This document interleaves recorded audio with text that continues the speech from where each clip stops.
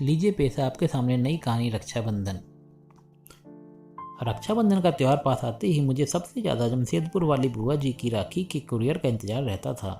कितना बड़ा पार्सल भेजती थी बुआ जी। तरह तरह के विदेशी ब्रांड वाले चॉकलेट, गेम्स, मेरे लिए कलरफुल ड्रेस, मम्मी के लिए साड़ी, पापा जी के लिए कोई ब्रांडेड शर्ट। इस बार भी बहुत सारा सामान भेजा था उन्होंने।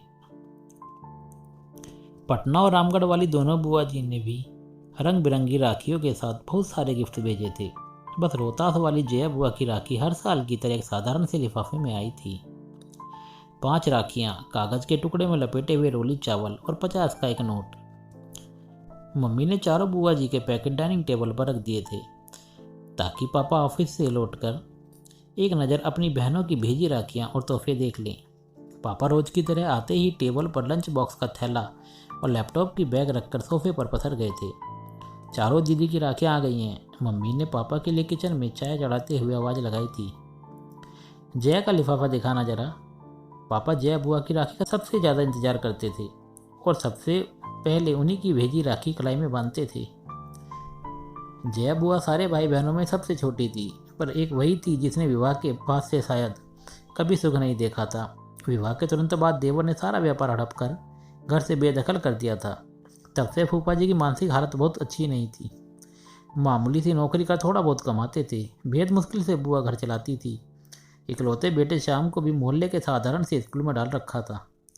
बस एक उम्मीद सी लेकर बुआ जी किसी तरह जिए जा रही थी। जया बुआ के भेजे लिफाफे को देखकर पापा कुछ सोचने लगे। गायत्री, इस बार रक्षाबंधन के दिन हम सुबह वाली पैसेंजर ट्रेन से जया के घर रोहतास उसे बगैर बताए जाएंगे। जया दीदी के घर? मम्मी तो पापा की बात पर एकदम से चौंक गई थी। आपको पता है ना कि उनके घर में कितनी तंगी है। हम 3 लोगों का नाश्ता खाना भी जया दीदी के लिए कितना भारी हो जाएगा। वो कैसे सब कुछ मैनेज कर पाएगी। पर पापा की खामोशी बता रही थी उन्होंने जया बुआ के घर जाने का मन बना लिया है। और घर में यह सबको पता था कि पापा के निश्चय को बदलना बेहद मुश्किल होता है। रक्षाबंधन के दिन सुबह वाली पैसेंजर से हम सब रोहतास पहुंच गए थे। बुआ घर के सामने बने बरामदे में लगी नल के नीचे कपड़े धो रही थी।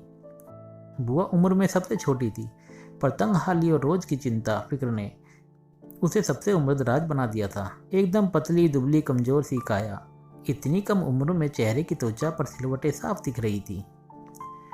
बुआ की शादी का फोटो एल्बम मैंने कई बार देखा था। शादी में बुआ की खूबसूरती का कोई जवाब नहीं था। शादी के बाद के 11 वर्षों की परेशानियों ने बुआ जी को कितना बदल दिया था। बेहद पुरानी घिसी सी साड़ी में बुआ को दूर से ही पापा मम्मी कुछ क्षण देखे जा रहे थे। पापा की आंखें डबडबासी गई थी। हम सब पर नजर पड़ते ही बुआ जी एकदम चौंक गई थी। उन्हें समझ नहीं आ रहा था कि वो कैसे और क्या प्रतिक्रिया दें। अपने बिखरे बालों को संभालें या अस्त व्यस्त पड़े घर को दुरुस्त करें। उसके घर तो वर्षों से कोई मेहमान नहीं आया था। वो तो जैसे जमाने पहले भूल चुकी थी कि मेहमानों को घर के अंदर आने को कैसे कहा जाता है। बुआ जी के बारे में सब बताते हैं कि बचपन से उन्हें साफ सफाई और सजने संवरने का बेहद शौक रहा था, पर आज दिख रहा था कि अभाव और चिंता कैसे इंसान को अंदर से दीमक की तरह खा जाती है। अक्सर बुआ जी को छोटी मोटी ज़रूरतों के लिए कभी किसी के सामने तो कभी किसी के सामने हाथ फैलाना होता था। हालात ये हो गए थे कि ज़्यादातर रिश्तेदार उनका फ़ोन उठाना बंद कर चुके थे। बस एक पापा ही थे जो अपनी सीमित तनख्वाह के बावजूद कुछ ना कुछ बुआ को दिया करते थे। पापा ने आगे बढ़कर सहमति गई अपनी बहन को गले से लगा लिया था।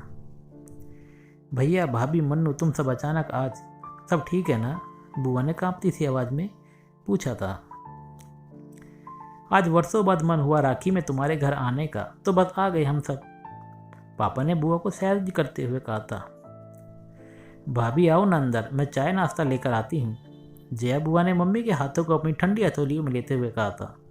या तुम बस बैठो मेरे पास, चाय नाश्ता गायत्री देख लेगी। हम लोग बुआ जी के घर जाते समय रास्ते में रुककर बहुत सारी मिठाइयाँ और नमकीन ले गए थे।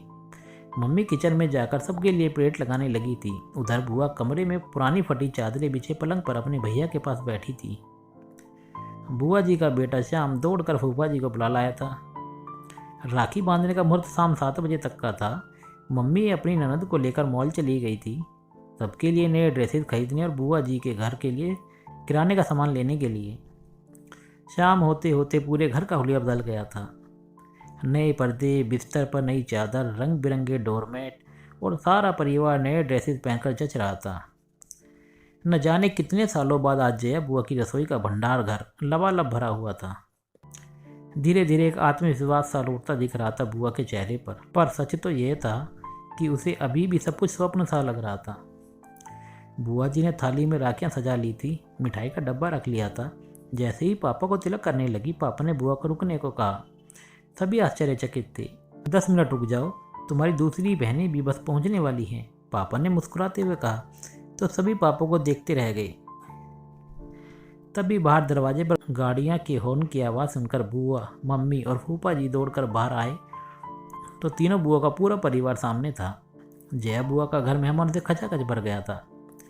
जमशेदपुर वाली नीलम बुआ बताने लगी कि कुछ समय पहले उन्होंने पापा को कहा था कि क्यों ना सब मिलकर चारों धाम की यात्रा पर निकलते हैं। बस पापा ने उसी दिन तीनों बहनों को फ़ोन किया कि अब 4 धाम की यात्रा का समय आ गया है। पापा की बात पर तीनों बुआ सहमत थी और सबने तय किया था कि इस बार जया के घर सब जमा होंगे और थोड़े थोड़े पैसे मिलाकर उसकी सहायता करेंगे। जया बुआ तो बस एकटक अपनी बहनों और भाई के परिवार को देखे जा रही थी। कितना बड़ा सरप्राइज दिया था आज सबने उसे। सारी बहनों से वो गले मिलती जा रही थी। सबने पापा को राखी बांधी। ऐसा रक्षाबंधन शायद पहली बार था सबके लिए। रात एक बड़े होटल में हम सभी ने डिनर किया। फिर गप्पे करते करते जाने कब काफ़ी रात हो गई थी। अभी भी जया बुआ ज़्यादा बोल नहीं रही थी। वो तो बस बीच बीच में छलक आते अपने आंसू पोंछ लेती थी। बीच आंगन में ही सब चादर बिछाकर लेट गए थे। जया बुआ पापा से किसी छोटी बच्ची की तरह चिपकी हुई थी, मानो इस प्यार और दुलार का उसे वर्षों से इंतजार था। और वो राखी हमारी ज़िंदगी की सबसे अच्छी राखी थी। धन्यवाद।